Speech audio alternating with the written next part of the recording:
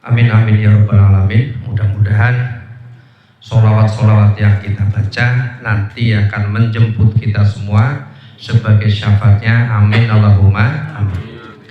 Bapak Ibu yang dirahmati Allah, sedikit saya akan menjelaskan tentang untaian ataupun prosesi daripada maulid tadi. Kalau peringatan maulid dalam arti diacarakan seperti ini tidak ada zaman Nabi. Kapan prosesi peringatan maulid seperti ini baru ada? Menurut sejarah yang saya ketahui, pertama sekira muncul abad 9. Pada abad 9, dinasti Islam yang berkuasa ada dua, yaitu sebagian kecil dikuasai oleh Bani Fatimiyah dan sebagian besar dikuasai oleh Daulah Abbasiyah. Karena sepeninggal Rasulullah SAW, kemudian dakwah diteruskan oleh Khulafaur Rasyidin. Khulafah yang keempat, yakni yang pertama Abu Bakar As-Siddiq, yang kedua Umar bin Khattab, yang ketiga Utsman bin Affan, yang keempat Ali radhiyallahu anhu. Jenengan mau setuju atau tidak, sejarah mencatat prosesi Khalifah 1 dan 2 tidak ada masalah, tidak ada konflik politik. Tetapi begitu menginjak kepada Khalifah yang ketiga, sejarah menulis, sejarah mencatat sudah mulai ada konflik politik. Mohon maaf, bahkan gugurnya, wafatnya Utsman bin Affan itu pun bagian daripada konflik politik. Demo 2 tahap berturut-turut, sekali demo, mohon maaf, 40 hari 40 malam. Terjadi 2 kali demo. Jadi kalau kemarin saya tidak mengecilkan demo dimanapun, tidak. Kalau mungkin ada demo-demo 7 hari, 8 hari, 9 hari, dulu pernah ada sampai 40 hari.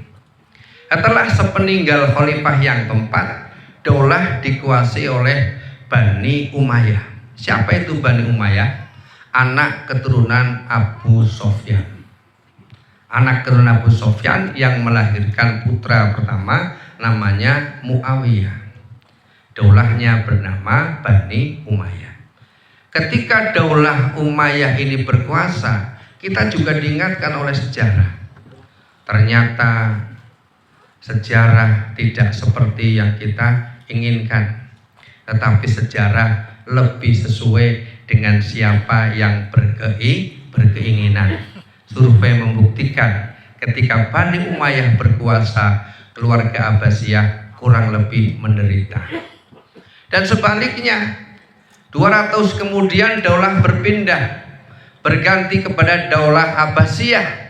Dan ketika daulah Abbasiyah berkuasa, podo baik, sami mawon, anak keturunan daulah Bani Umayyah juga hidup menderita. Itu konflik politik nyata, realistis, objektif yang mau tidak mau kita terima sebagai sebuah catatan sejarah. Salah satu sebab daripada rebutan kekuasaan menyebabkan dakwah itu tidak berkembang, apalagi dengan situasi masyarakat sesuai dengan ramalan atau sabda Nabi Muhammad SAW. Bukan ramalan gume sopo. Wah, itu orang ngikuti. Bukan ramalan gumai sopo kuwi. Hah? Nah, gue lah. Pokoknya aku ngerti gume-gume. Pada suatu ketika Rasulullah bersabda, akan datang kepada umatku suatu penyakit, namanya penyakit wahan.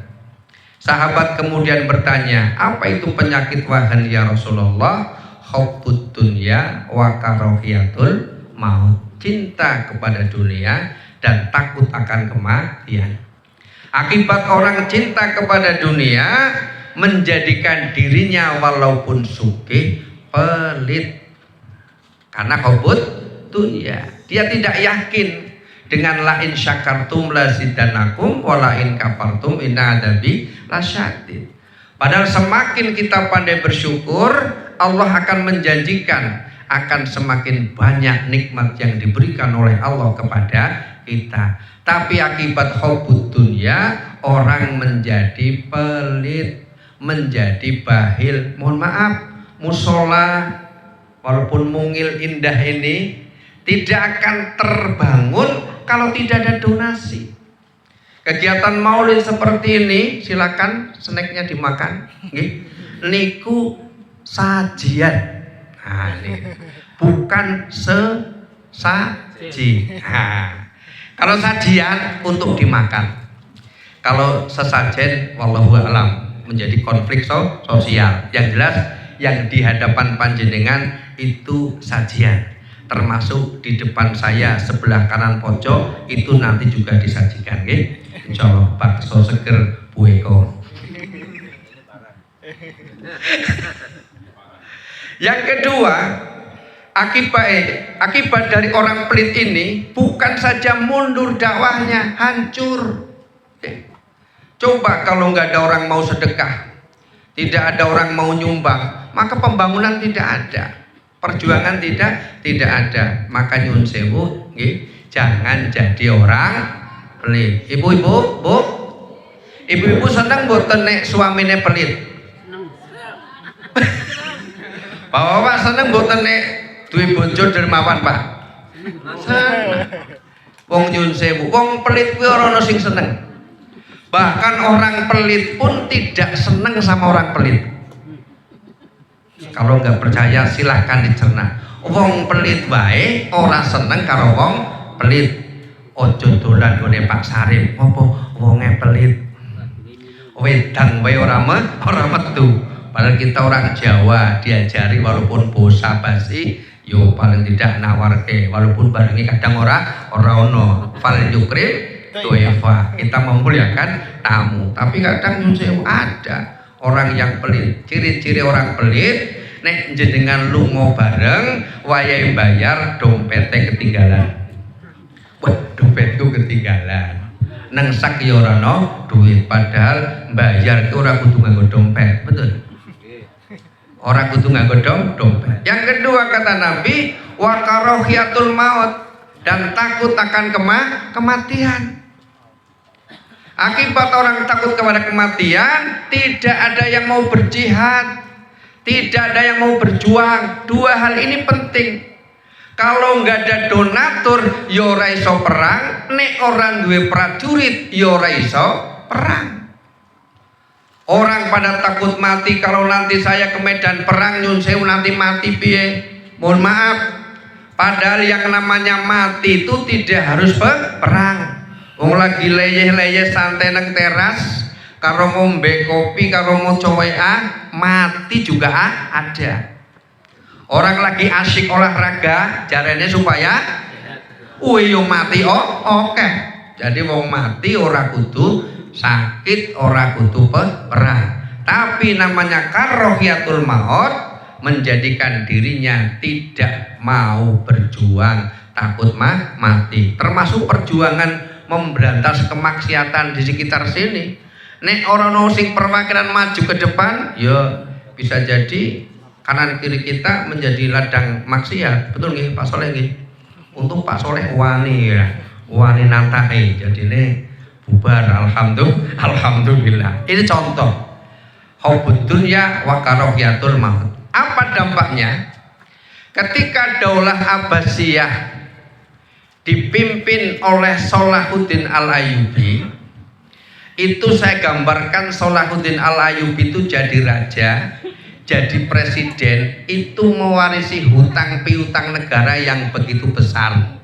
Kenapa? Karena dorang bayar pajak, dorang bayar zakat, satu. Yang kedua, karena kalah perang. Beberapa wilayah-wilayah yang tadinya jadi milik umat Islam kalah perang akibat nyun sewu, akibat perang salib. Perang salib itu pertama muncul pada tahun 1095, digagas oleh Paulus dan digagas oleh Kaisar Alexius II, di mana mereka bercita-cita ingin mendirikan negara salib. dengan tujuan utama mengerebut dan menguasai Yerusalem, Palestina yang konfliknya sampai sekarang belum selesai. Saya tanya, jenengan milih Palestina menang apa Palestina kalah? Tenane, kiamat loh. Ayo, piye? Orang apa? Wah, tenane. Maka terlepas dari pilihan yang mana, yang penting kita mendoakan, yang penting kita membantu. Mau yang menang kalah siapa terserah Gusti Allah. Tapi kewajiban kita bantu. Tidak cukup dengan doa, ya juga bantu dengan donasi. Karena Palestina untuk bertahan hidup harus makan. Palestina untuk bertahan hidup harus membeli senjata. Lho ini awet dhewe pelit-pelit. Tadi hubud dunya, lho piye Palestina harus membantu, harus melawan. Mohon maaf, saya hanya promosi, tidak bermaksud lain. Insya Allah setiap tengah bulan Yayasan Rusefah selalu transfer ke Anaki. Anaki itu salah satu organisasi Front Pembelaan Palestina yang berkedudukan di Solo, tepatnya di Wonogiri. Insya Allah setiap tengah bulan ono titipan dari jamaah tak salurkan sebagian. Aku ya butuh duit Pak, aku ya doyan duit, tapi jarene terima kasih. Wingi nyusewu nggih guyon, wingi ceramah nombok Pak, nek cara wong dagang nombok. Ceramah nang SD ribut kabeh piye carane iki. Aku enggak tak kira ibu-ibu wali murid sing teko tibae anak-anak sekolah SD. Yo akhirnya sing ribut kayak pertanyaan kayak hadiah. Ribut kayak pertanyaan kayak hadiah. Nombok lah. Nombok itu kan penglihatan dunia. Tapi untung dalam penglihatan akhirat. Apapun bentuk hubud dunia, nombok itu hanya penglihatan dunia, tapi penglihatan akhirat insya Allah kita menjadi orang yang beruntung. Akibat Sultan Salahuddin Al-Ayyubi mewarisi tahta banyak hutang, akhirnya perangnya kalah. Maka Sultan Salahuddin Al-Ayyubi berpikir, piye carane iso menang.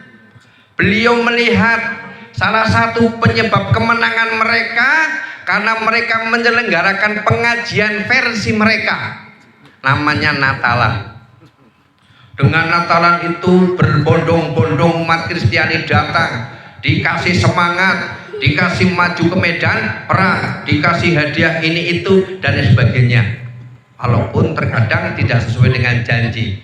Ada sepenggal kisah film Robin Hood. Dia menyesal ikut perang karena tidak sesuai dengan yang dijanjikan dengan kenyataan. Sisa perang kemenangan Islam beda dengan sisa perang kemenangan mereka. Insya Allah Islam lebih arif, lebih bijak, sana tidak meninggalkan luka bagi orang-orang yang tidak terkait dengan perang. Karena Islam melarang menyakiti wanita dan anak serta orang tua. Oleh karena itu kemudian Sultan Salahuddin Al-Ayyubi berpikir bagaimana menimbulkan semangat motivasi agar orang mau berinfak, agar orang mau berjihad, maka diadakanlah lomba ceramah. Itu yang pertama. Lomba apa Bu? Lomba ceramah, bebas, non kategori. Ada hadir pada waktu itu Ustadz Fahmi pada zamannya, Ustadz Soleh pada zamannya, bukan Pak Soleh sekarang bukan Pak Fahmi sekarang. Ceramah, termasuk ada perwakilan dari ibu-ibu. Ibu-ibu mungkin sudah pernah dapat bocoran siapa pemenang lomba ceramahnya Bu?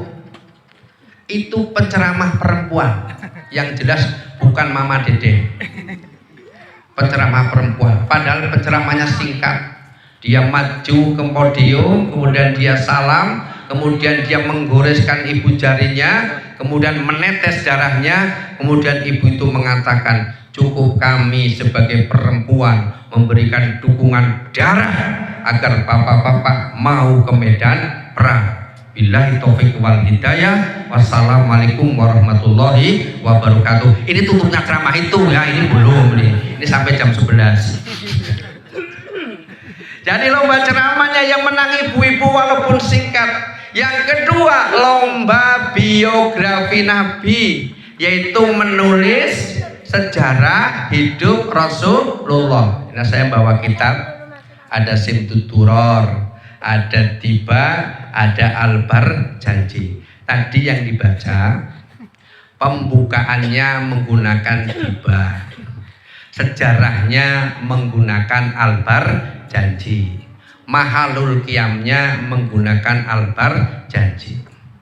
Dalam lomba biografi Nabi tertulis dalam sejarah, kitab sebagai pemenang sekaligus kitab tertua adalah kitab Albar Janji yang dikarang oleh Imam Ja'far Albar Janji, tanpa mengecilkan kitab yang lain.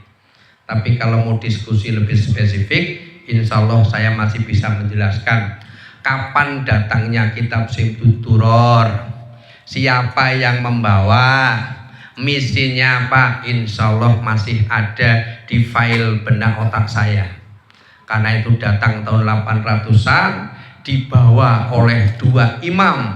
Yang pertama adalah Habib Utsman, yang kedua adalah Syekh Abdul Ghaffar.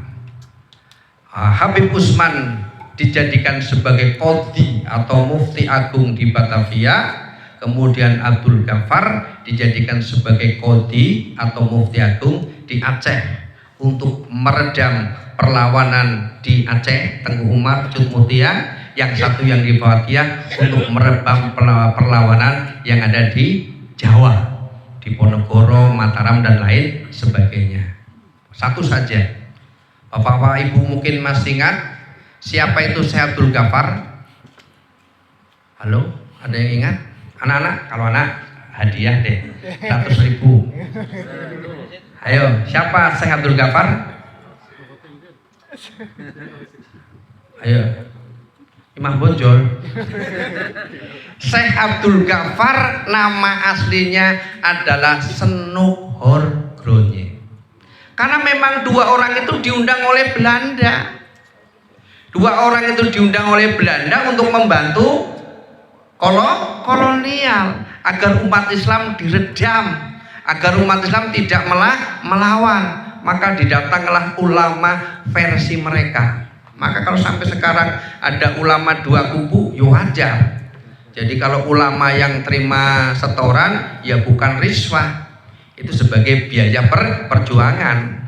Tapi kalau yang tidak terima, itu tetap sogok, sebabnya orang tompo sampai saiki, sampai kiamat datang, insya Allah akan terus seperti itu. Kembali kepada kitab. Apa sih isi kitab-kitab maulid tadi? Isinya yang pertama sholawat, yang kedua Al-Quran, yang ketiga sejarah, yang ketiga syariah, atau yang keempat syariah. Ketika jenengan baca kitab-kitab tadi, ketika bertemu dengan sholawat-sholawat, maka dibaca dengan syair atau syair. Karena membacanya syair atau syair biasa dilakukan. Karena orang nyanyi loh nih, pakai nada itu biasanya sedikit merusak tajwid, merusak mahorijul huruf, merusak tanda-tanda yang lain. Tapi kalau bisa jangan menyengaja merusak. Contoh nih, jenengan moco di Ponorogo, kita baca di Ponorogo. Jenengan deklamasi, jenengan moco puisi di Ponorogo, apa diwaca di Ponorogo, ngono? Ya tidak. Pasti jenengan akan berintuisi, kemudian akan mengambil hikmah di Ponorogo. Padahal diwaca biasa di Ponorogo. Jenengan manggil koncone dekat, Mas Firon, biasa, karena dekat. Tapi ketika Mas Firon jauh, ya terpaksa Mas Firon. Tidak perlu dalam tulisan O-nya ditambah menjadi 10. Itu contoh mat, okay? contoh mat. Jadi nggak usah, wah ini nggak sesuai dengan mat. Mestinya adalah 2 harokat. Ya berarti dia tidak tahu bahwa itu syair. Tapi ketika membaca Al-Quran, tadi ketemu laqad ja'akum Quran, kemudian baca inna fatahna, itu Al-Quran, maka dibaca sesuai dengan aturan warattilil Qur'ana tartila. Itu yang pertama. Yang kedua, isi daripada maulid itu menggambarkan sejarah hidup Rasulullah Shallallahu Alaihi Wasallam, mulai dari silsilahnya sampai beliau wafat. Digambarkan ketika Rasulullah lahir, orang berbahagia, orang senang, orang bergembira karena mendengar berita kelahiran Muhammad, walaupun pada waktu itu belum berstempel sebagai Rasul. Contoh, orang yang ikut berbahagia namanya Abu Lahab. Oke? Abu Lahab itu istimewa, sampai namanya ada di Al-Quran. Ini betul. Semua nama orang, nama binatang, nama tempat yang ada dalam Al-Quran pasti istimewa. Termasuk Abu Lahab, itu istimewa. Luqman istimewa. Pak Luqman, Rabu orang teko ya. Pak Luqman ada di Quran, istimewa. Istimewa karena kesolehannya. Abu Lahab juga istimewa. Istimewa karena kemaksiatannya. Keluarga Nabi, paman Nabi, tapi menentang dakwah Nabi. Padahal ketika Nabi dilahirkan senengnya luar biasa. Tanda bukti senengnya dalam sejarah tertulis, kabar gembira kelahiran Nabi yang dibawa oleh Thuwaibah, itu pembantu atau budak, orang yang belum merdeka, gowo kabar gembira ini, saking senengnya Thuwaibah kemudian dimerdekakan dan diperintahkan untuk membantu Aminah ibunda Rasulullah Shallallahu Alaihi Wasallam. Saking senengnya Abu Lahab. Walaupun Abu Lahab kafir, tidak beriman, tetapi karena dia pernah senang dengan kelahiran Nabi, maka kemudian beberapa ustadz menjelaskan. Saya lagi senang tahun ini Pak. Ada Ustadz Adi Hidayat mulai ngajak sholawatan, walaupun sebagian ditentang oleh pendukungnya. Alhamdulillah, jadi dulu pendukungnya solid. Ini loh Ustadz masa depan, tidak pro sana, tidak pro sini. Alhamdulillah, sekarang bahas sholawat itu banyak sekali. Salah satu yang saya senang itu kata Ustadz Adi Hidayat. Tahu Ustadz Adi Hidayat Pak? Itu adik saya, gitu. Nah, karena lebih muda, kan saya lebih tua jadi kan kakaknya. Kata Ustadz Adi Hidayat, Ustadz Abdul Somad, Hanan Ataki, Hilman Fauzi, Pak Dasar Latif dan lain sebagainya, banyak beliau menjelaskan. Ibadah yang paling mudah dan pasti diterima adalah sholawat. Dalam video shotnya kata Ustadz Adi Hidayat, jenengan istighfar, jenengan tasbih, jenengan tahlil belum tentu diterima.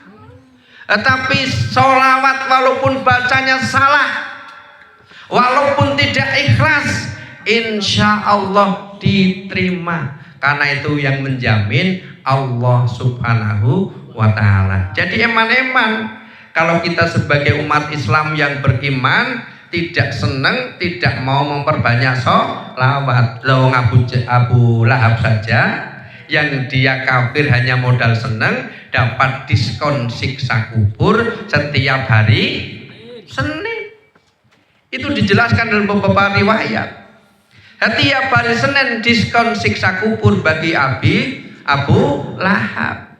Makanya jenengan seneng lan gelem sholawatan, insyaallah tak doakan nawe dewe kita semua diskonnya cukup 7 hari saja. Setuju Bu?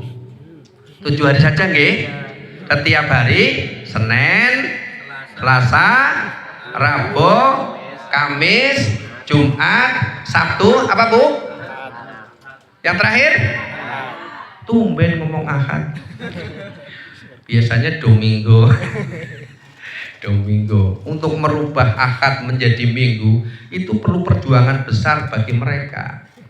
Perlu dana besar bagi mereka. Kalender gratis, donatur gratis. Maka untuk merubah kembali menjadi akad, ya jenengan harus bikin kalender akad. Pesen dewe, saya tidak mau minggu, maunya akad. Kalau tidak seperti itu tidak akan berubah. Tidak akan berubah. Nah, sejarah Nabi ini kalau diurai, masya Allah, mungkin 3 hari 3 malam tidak selesai. Tetapi kalau dari sejarah ini diringkas, ringkasannya menjadi lagu. Abdullah nama ayahnya, Aminah ibundanya, Abdul Muthalib Abu Thalib, Khadijah Fatimah. Subhanallah. Ternyata ringkasan silsilah perjuangan Rasulullah. Kalau digambarkan mungkin 3 hari 3 malam tidak selesai, singkat-singkat saja. Silsilah Nabi bapaknya jenenge Abdullah. Falamma syahroeni tadi di bait yang kedua, ketika Nabi usianya 2 bulan dalam kandungan, nonton kitab Maulid. Mau bedane kan awe dhewe ngomong kitab nek tulisannya bahasa Arab, betul? Ngomong buku nek tulisannya bahasa Indonesia. Padahal neng Arab kabeh jenenge kitab. Ayo. Walaupun sebenarnya jenengan kalau nggak percaya cek sekarang di Google. Buku bahasa Arab, orang mungkin kitab. Kalau nggak percaya buka HP sekarang. Bahasa Arabnya buku itu bukan kitab. Bahasa Arabnya buku itu daftarun. Kenapa pakai nama kitab? Karena kitab lebih dispesifikan untuk kalamullah, kalamullah. Sama dengan onta, ada jamal, ada ibil. Tadi dalam Al-Quran Rasulullah matur onta tidak pakai jamal, Allah matur unta pakai ibil. Semuanya ada bedanya, ada nilainya masing-masing. Nah, itu menggambarkan sejarah Nabi, menggambarkan silsilah Nabi tadi. Abdullah nama bapaknya, Aminah ibundanya, Abdul Muthalib kakeknya, Abu Thalib pamannya banyak, tetapi yang disinggung satu, yaitu Abu Thalib. Kenapa? Karena Abu Thalib itu istimewa. Pertama, beliau sayang luar biasa. Kalau Abu Lahab itu sayangnya hanya di awal sampai akhir tidak beriman, Abu Thalib sayangnya sampai akhir walaupun tidak beriman. Menggambarkan Abu Thalib itu keluarga Nabi yang hidupnya sedang-sedang saja, rak patek sugih, rak patek miskin. Jenengan insya Allah nek duwe dulur kesugihan jenengan minder, betul? Jenengan duwe dulur kesugihan malah kadang belum tentu bantu. Urung ngomong apa-apa teko apa meneh, utang wingi wae urung bayar, apa utang meneh. Malah didakwa arep utang. Yang jelas dalam survei kehidupan, keluarga, saudara, mohon maaf nggih, tetangga yang biasa-biasa saja itulah yang banyak membantu kita. Jenengan duwe gawe ora mungkin Pak Sarip melu masak tratang. Percaya mboten? Jenengan duwe gawe ora mungkin Pak Sarip melu lelekan sampai bengi. Jenengan duwe gawe ora mungkin Pak Sarip melu isah-isah piring. Pasti sing melu masang tratang, sing melu lek-lekan, sing melu isah-isah sapa Bu? Tonggo sing piye sugihe? Sing biasa-biasa saja. Ayo niki. Ternyata yang bermanfaat yang biasa-biasa saja. Ini Abu Thalib. Digambarkan dalam kitab Maulid ketika Rasulullah kecil lahir pertama disusukan oleh ibunya sendiri walaupun hanya beberapa hari. Kemudian disusukan oleh Tuwaibah, tadi budak yang dimerdekakan. Kemudian tradisi orang Arab kalau duwe anak disusukan ke orang kampung. Kenapa? Karena dulu orang kampung itu punya derajat akhlak adab yang luar biasa. Wong kota wis orang ngerti bahasa kromo inggil kalau di Jawa. Wong desa mungkin masih bertahan dengan bahasa kromo inggil. Karena pertimbangan pembentukan karakter akhlak, maka tradisi orang Arab nek duwe anak disusukan ke kampung. Salah satu ibu susuannya namanya Halimatus Sa'diyah. Ketika ikut Halimatus Sa'diyah, walaupun awalnya ragu-ragu karena Aminah tidak begitu kaya, tetapi berkah menyusui Nabi, maka kemudian ekonomi Halimatus Sa'diyah menjadi membaik. Kambing-kambing yang tadinya kurus menjadi gemuk, yang tadinya susunya tidak keluar banyak menjadi keluar banyak. Itu salah satu hikmah dia mengasuh, mengurusi Nabi Muhammad SAW. Ketika ikut dengan Halimatus Sa'diyah, itulah terjadi proses bagaimana Nabi dibedah, ada dijelaskan. Ada yang menyebutnya usianya 4 tahun, ada yang menyebutkan usianya 6 tahun. Wong dalam mempersatukan bangsa ketika mendapat gelar Al-Amin itu juga di riwayat disebutkan. Ada yang menyebutkan 30 tahun, ada yang menyebutkan 35 tahun. Tapi fi ashhur, dalam kabar yang masyhur itu 35 tahun. Karena ada peristiwa pembedahan itu, operasi oleh malaikat, Halimatus Sa'diyah takut mau terjadi apa-apa, maka dikembalikan. Tapi kemudian ketika ikut dengan nabinya, dengan ibunya, ketika usia 6 tahun ibunya meninggal. Kemudian ikut kakeknya ke usia ke-8 tahun kalau tidak keliru, kemudian kakeknya meninggal. Baru kemudian ikut Abu Thalib.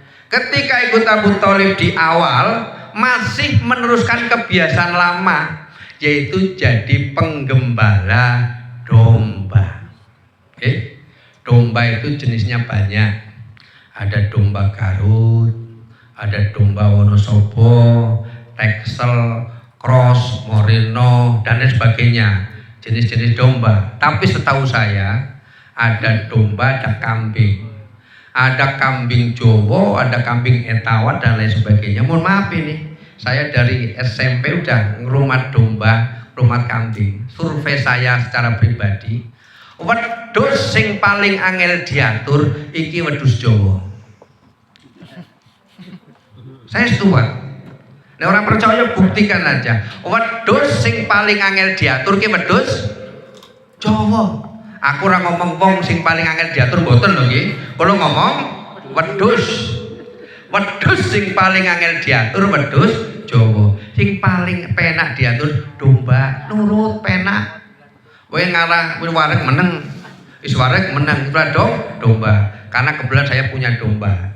Jadi kalau Bapak Ibu mungkin mau hiburan, mau membuktikan kata-kata saya, silahkan main ke kandang saya. Di situ banyak domba, nggih.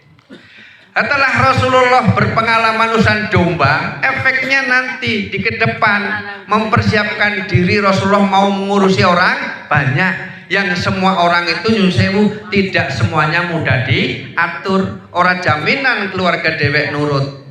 Buktinya paman-paman Nabi banyak yang kafir. Setelah Nabi remaja, Nabi dagang. Apa filosofinya dagang? Mengajarkan kejujuran. Yang kedua mengajarkan pintu rezeki. Kata Nabi kelak di kemudian hari ada 10 pintu rezeki, 9 diantaranya di perdagangan. Jadi Bapak Ibu kalau pengen sugih dadiyo pedagang. Apa enggak boleh Pak jadi pegawai? Boleh.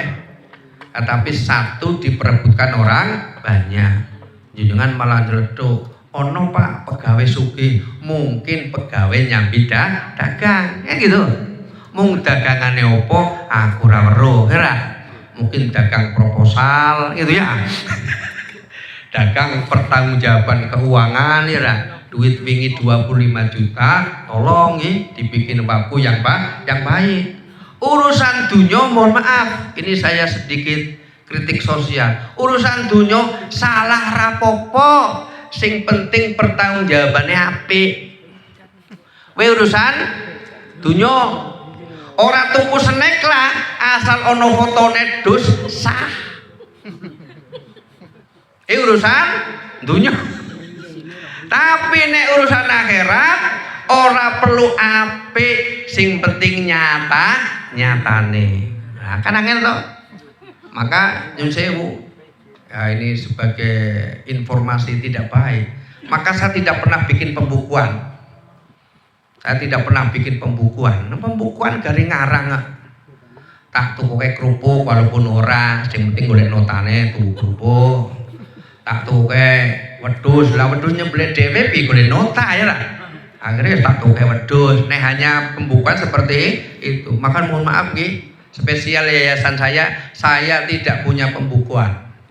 Mau diwasrik, mau diperiksa ya silahkan.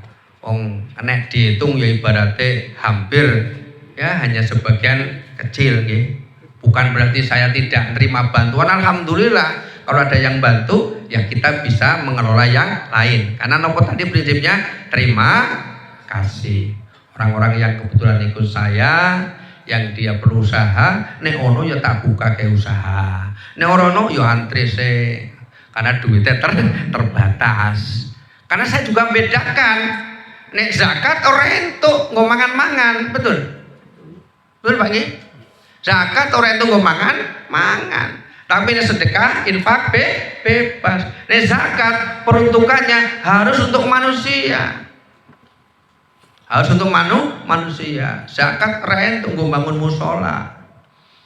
Ambil zakat masih ono iki nggo pembangunan masjid, nyun sewu keliru. Karena zakat harus dihentekno nggo menungso, nggih. Maka dagang mengajarkan kejujuran. Nabi sudah dagang. Ketika Nabi usianya dewasa 25 tahun, Nabi juga mengajarkan membina rumah tangga. Maka mudah-mudahan rumah tangga kita sakinah mawaddah warahmah, amin Allahumma amin. Ewon dene kabeh rumah tangga ono masalah itu bukan rahasia, karena enggak ada rumah tangga yang tidak punya masalah. Kabeh rumah tangga pasti punya masalah. Nek ono masalah yo dirembuk sing apik. Ketika Nabi usianya 35 tahun, dalam kitab Al-Bani disebutkan mempersatukan bangsa, yaitu peristiwa pembangunan kembali peletakan Hajar Aswad sampai beliau mendapat gelar Al-Amin.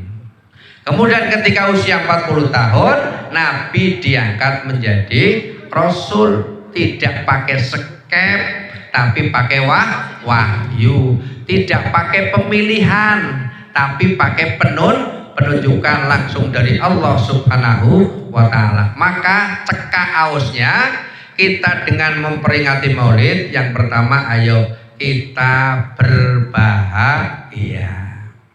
Yang kedua ayo memperbanyak sholawat. Yang ketiga kita meniru meneladani contoh Kanjeng Nabi yang kadang kita tidak sadar lupa. Pegang botol pakai tangan kiri, buka botol pakai tangan kanan, kemudian langsung tidak sadar. Padahal Nabi mengajarkan makan minum pakai tangan, kemudian makan minum sebaiknya sambil duduk. Berapa banyak, berapa sering kita makan minum sambil berdiri. Duwe manten, duwe hajatan, ngundang wong 1000, kursine 100, ya lah. Jadi mekso jamaah kon ngadeg. Mengawali makan minum aktivitas apapun bismillah. Mengakhiri semua kegiatan alhamdulillah, syukur-syukur apal doanya per bagian. Kul innama ana basarum mislukum yuha. Wahai Muhammad, kata Allah, katakanlah bahwa kamu itu manusia biasa. Nabi dahar, Nabi ngunjuk, Nabi juga sare. Nabi tidur mboten? Nabi tidur. Jenengan tidur mboten? Makanya jenengan tidur, jenengan menungso, ya tidur nyontoh Kanjeng Nabi. Bagaimana Nabi tidur? Pertama wudu dulu. Ki ono cacilik aku rawani guyon ya. Pertama wudu dulu. Malah kita kadang bukan wudu ya. Iya, malah wune tetap dune yang berubah ya. Harusnya wudu dulu kalau mau tidur. Kemudian sunnah menebasi apa sih? Menebahi bismillahi Allahu akbar. Sunnah berpakaian rapi, sunnah pakai wangian. Allah kesuwen nih. Akhirnya beli apa? Blejet, orang au klambi gobar masak ngibu nggih. Bar kurbe. Bar jalan-jalan go turu, tidak mengikuti sunnah Rasul. Maka intinya aktivitas apapun ayo kita belajar mengikuti sunnah Rasulullah Sallallahu Alaihi Wasallam. Alon-alon sidik. Insyaallah nanti kalau mungkin bisa dicerna, kalau mungkin bisa dikaji lebih lanjut kita bisa jelaskan. Kemarin karena di yayasan saya itu maulidnya rutin 12 hari, saya terjemahkan dari Ya Rabbi Sholli ala Muhammad sampai Mahalul Qiyam duduk, saya jelaskan, saya artikan satu perkata per perkata. Ini yang dijelaskan iso sampai duhur iki ora cekap. Oh baksone adem ya. Oleh karena itu ini saja yang dapat kita ambil hikmahnya. Mari kita tutup dengan doa, mudah-mudahan memberikan manfaat, memberikan hidayah, memberikan syafaat, memberikan inayah untuk kita semua. Al-Fatihah.